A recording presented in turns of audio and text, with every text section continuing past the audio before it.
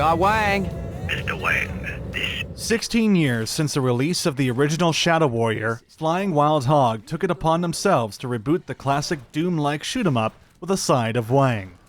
With the game featuring a younger protagonist than its past installments, and a brand new world full of demons and katana-wielding bad guys, will this new Shadow Warrior, brandishing the same Wang name, hold a torch to the old? Let's find out. Even if things get dirty. If he doesn't, I need to apply the touch. You got the touch! Goddamn right! You got the power! The story begins with our protagonist, Lo Wang, visualizing as he drives to his destination. His boss, Orochizilla, has tasked him with obtaining an ancient sword called the Nobitsura Kage from a man named Mizuyaki. With $2 million in hand, Wang tries to persuade Mizuyaki into giving him the sword, but sure enough, things go wrong, and quite literally, all hell breaks loose. It's short after that our hero runs into a demon by the name of Hoji. In exchange for Lo Wang's assistance in destroying the Shadow Realm by obtaining the Nobitsura Kage and slaying the ancients that reside there, Hoji would give Wang the strength to overcome any obstacle. With Hoji inside of Wang's mind, they find themselves talking throughout a lot of the game, and the banter between the two is quite comical and well written. You can certainly tell they're having trouble getting along, but over time they slowly start to respect one another instead of feeling forced to work together. It's this aspect that I really enjoyed the most about the story. It's time. What are you doing? Did you ever watch Kung Fu? What? Taxi Driver? We're in a little hurry, remember? All the best heroes shave their heads. Travis Bickle is a good guy now? Close enough. For the most part, Shadow Warrior is a non-serious, cheesy action flick with Wang jokes and puns up the wazoo. Ha! Cowabunga, assholes! Let's go! The thing that surprised me is the fact that at the later half of the game, it started to take a more serious tone. I was worried that this would be at the title's detriment considering how goofy the entire experience was up until that point. However, I was surprised to see that Flying Wild Hog was able to write something that was both dark and gripping, but with a fun sense of humor throughout the way. If it ever got too serious, throw in a fart joke and you're good. Weak as a baby's fart. Shadow Warrior won't win any awards for an amazing story, but it may surprise some with just how mature the immaturity can be at times. It's still certainly a story that will stick with me for a good while. Alright, motherfuckers. Who wants some Wang? There she is. Calm down. She can't fight. She's a whisperer. Whisperer? A puppet. She's animated by an ancient. Running Shadow Warrior on an NVIDIA 970 at max settings, 1080p, was a treat. The game runs beautifully. I was obtaining frame rates of over 100 for the majority of the game, and it only dipped to around 60 or so when there was an absolutely insane amount of abilities, explosions, and enemies getting torn to bits at once.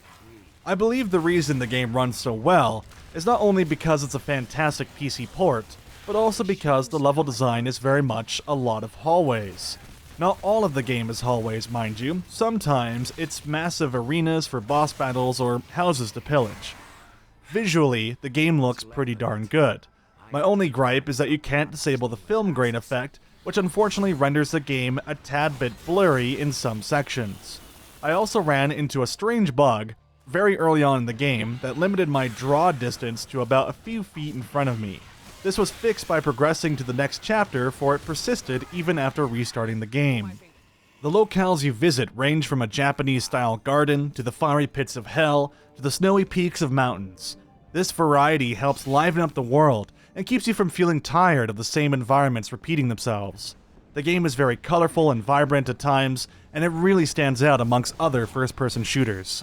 One major issue I had with the level design and how the game guides you is that the levels don't feel like they flow nicely together at times. You are only led forwards by glowing objects such as doors or levers, but these are sometimes very difficult to notice. It's also extremely easy to get lost and find yourself running in circles for minutes at a time. A simple waypoint or even just a simple map would have fixed this entirely. As for the cutscenes, the majority are in first person, You'll see Wang's arms move around as he converses. Rarely with the field of view cranked up to 90 like I had, you'll notice weird clipping during some events. Major cutscenes are in this artistic 2D in a 3D space style. I really like these cinematic story bits as they were visually stunning and fun to watch. The game does a good job of hiding its smaller budget by doing this, and I quite honestly really like the style. This by far is a leading example on how to do PC ports, and many developers should look to Shadow Warrior 2013 for how to do things right.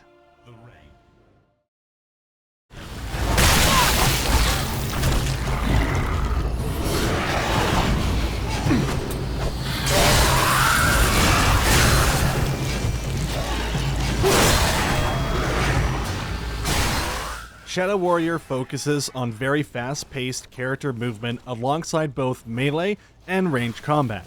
As you play throughout the game, you'll earn karma and chi points through fighting monsters and locating secrets. With these points, you can unlock special abilities or bonus attributes against the foes you're fighting.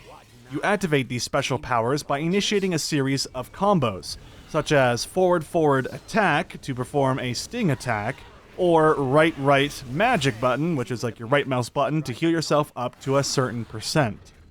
There's 7 abilities in total you can use at any time. Some are more useful than others. For example, your force push attack feels obsolete after you unlock the levitate ability that throws enemies up into the air for you to freely attack. The shield ability also felt very unnecessary except for only one of the bosses. Speaking of bosses, the bosses are a sight to behold. They look amazing and match the environments they are in beautifully. However, they can start to feel a bit samey as you progress throughout the story. Once you've defeated one, you've kind of defeated them all. Their abilities change slightly as well as their appearance, but you defeat them all the same, which is a tad unfortunate. I was hoping for a bit more depth in the boss battles rather than just a purely visual spectacle. After each battle, you'll be presented with a rating. This rating can go from 1 to 5. Depending on how many different abilities you use in battle and how you dispatch your foes, the game will give you a higher or lower number. This number will then give you a significant bonus to your karma points earned. However, I found this system to be kind of random feeling. I would wipe out an entire room in seconds with 5 different moves and get a 3-star rating. However, sometimes when I only used 1 or 2 abilities but took a very long time, I somehow managed to earn a 4 or even a 5-star rating.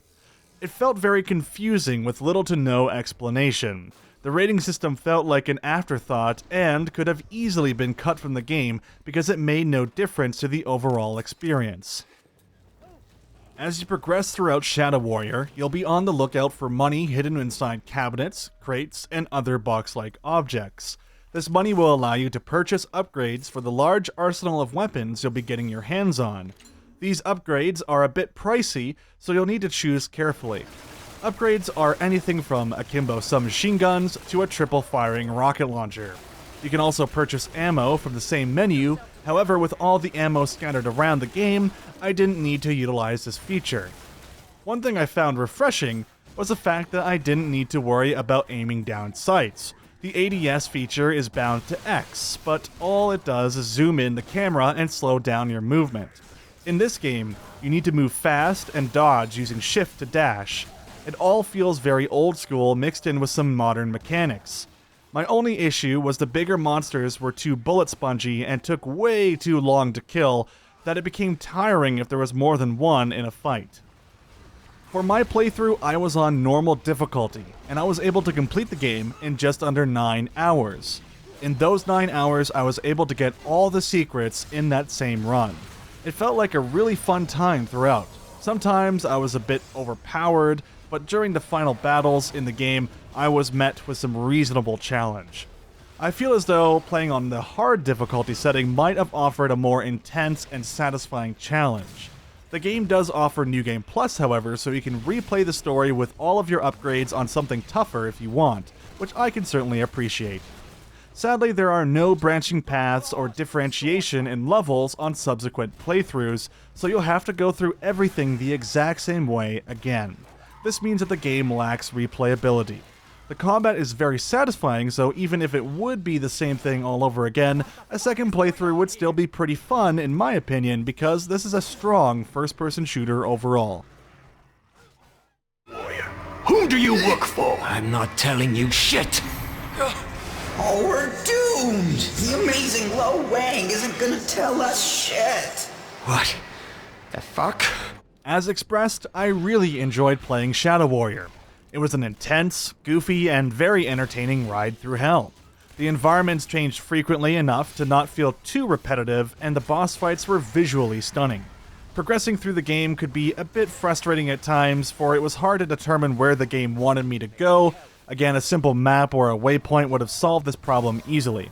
The gameplay is fast-paced and intense with a fun upgrade system that rewards explorers. I love the swordplay and special abilities. The story was good and ended up surprising me in the end.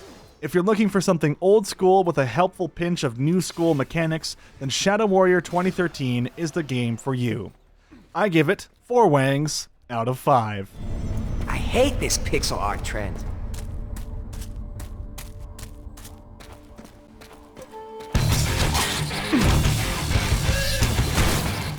Thank you very much for watching my Shadow Warrior 2013 review. I am currently working on the Shadow Warrior 2 review, as that game has just recently come out. I have it fully recorded and ready to go. Just got to write up the review right now and then edit that one together as well. So hopefully you'll be seeing that pretty soon.